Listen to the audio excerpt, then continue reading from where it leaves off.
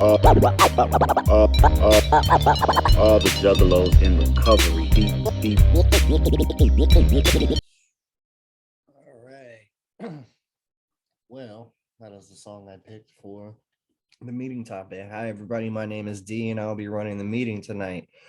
Juggalos in Recovery is about the community in recovery. There is no judging here.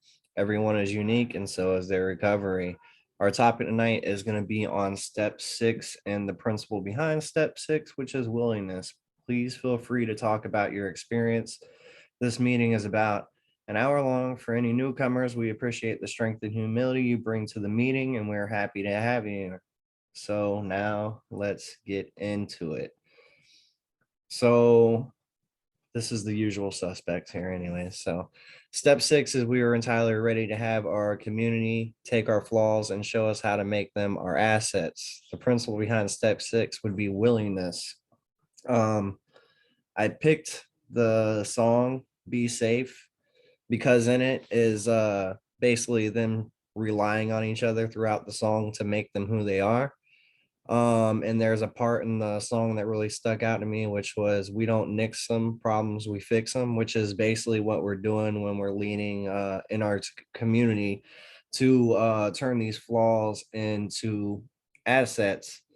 And the principle behind the step willingness is as is meant as a virtue to be ready to be rid of flaws and defects that can hold us down, and that way we can move forward in our lives without looking back and having those things block us from growing. And humbling ourselves and being honest with ourselves and our community and our higher power, that like what we did in steps 4 and 5, which took courage and integrity, um is hard enough. Now we're becoming willing to own these flaws, and learn what flaws can be turned into assets, what flaws we can grow on and learn to deal with, better. And, change never comes easily. And it's kind of hard to swallow some truths when we hear them from our fellows. And as long as we keep the mindset that we're willing to make an effort to change these things about them or to use these defects or these flaws in a positive manner, um, will grow and they become building blocks that can transform us in, a major way. Like for me, like I was very short tempered most of my life. I would just like flip on the drop of the dime. And that was a major flaw.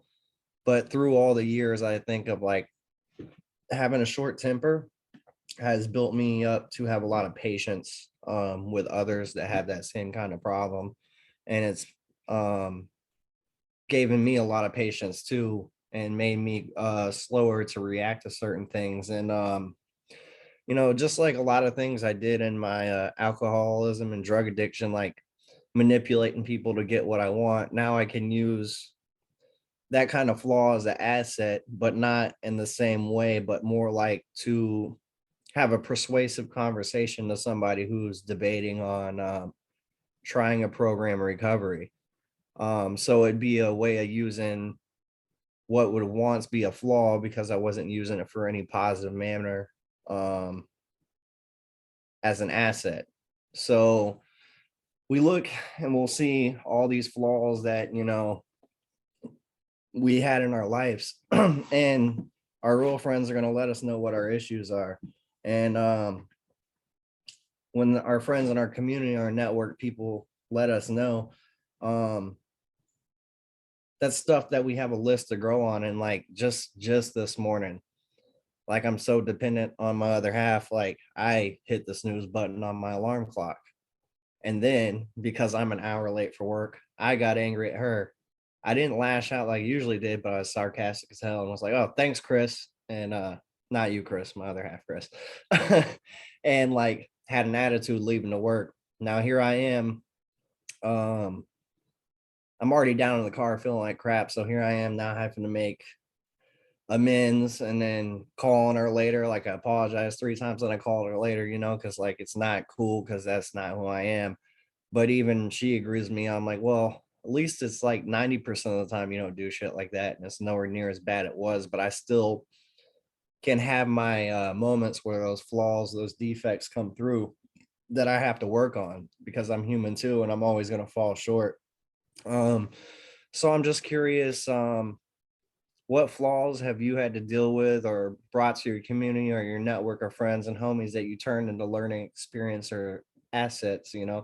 How do you constantly live in a state of willingness to overcome your flaws or defects? Because I know even for me, it's a hard thing. Sometimes I want to be stubborn and say like I'm right this time with this flaw. I don't want to work on it. This person deserved whatever came out of the situation. Um, but when I know it's not sitting right with me, I know it's not right. I have to work on changing whatever the situation was that happened.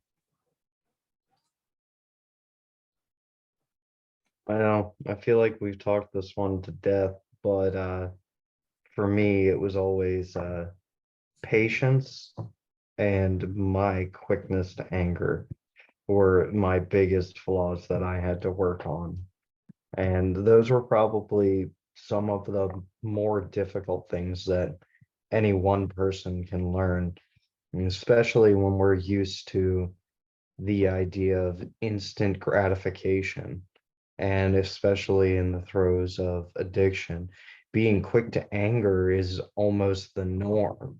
So having that time to learn how to be patient and let things go the way that they're supposed to, instead of just immediately jumping to your natural state, which would be anger, which probably was the biggest thing that I learned through my process.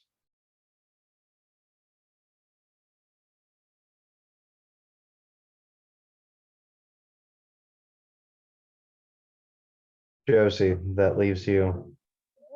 But why? Why? Who says I'm talking? I would say having to be patient and not talk when it's not my turn, and actually learning to hold the fuck still and stop moving around and not cause utter chaos in the world and make everything else fall apart when trying to fix myself or deal with my issues.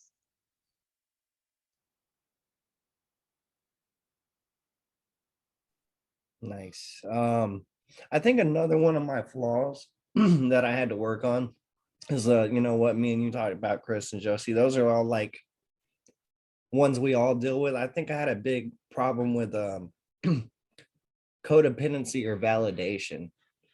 You know what I mean? Like seeking meaning through another person or always relying on another person to bail me out of my shit or um to make me feel worthy. And for me, like a big part was learning to not be codependent on others on how they feel or act or talk or what they can or can't do for me. Like once I could find what I needed within myself, everything changed a lot more.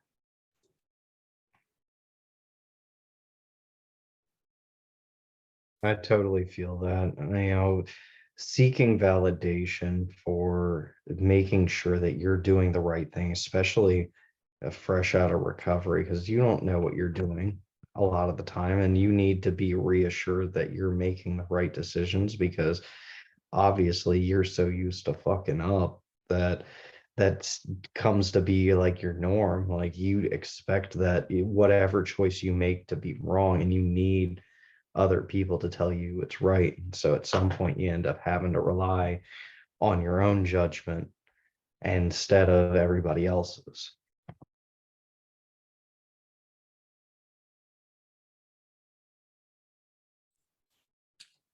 Will, got anything else, Josie? I'm trying to think. My ADHD is all over the place, sadly. And I'm getting utter distracted by nonsense of other people and telling me I make no sense. But if I made sense, then that would not be normal, and something would definitely be wrong in the world. Yes.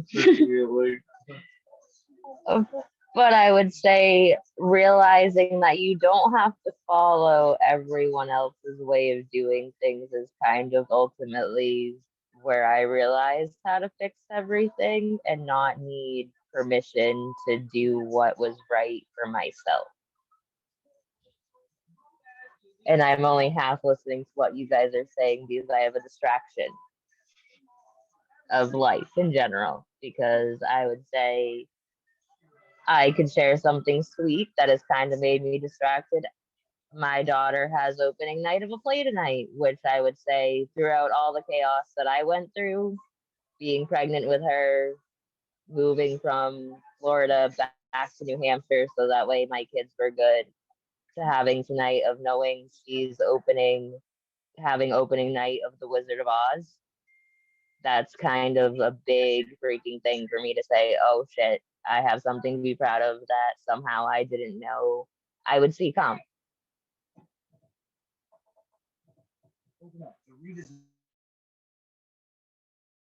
Well, that's pretty dope, Josie. I'm proud of you. Hell yeah.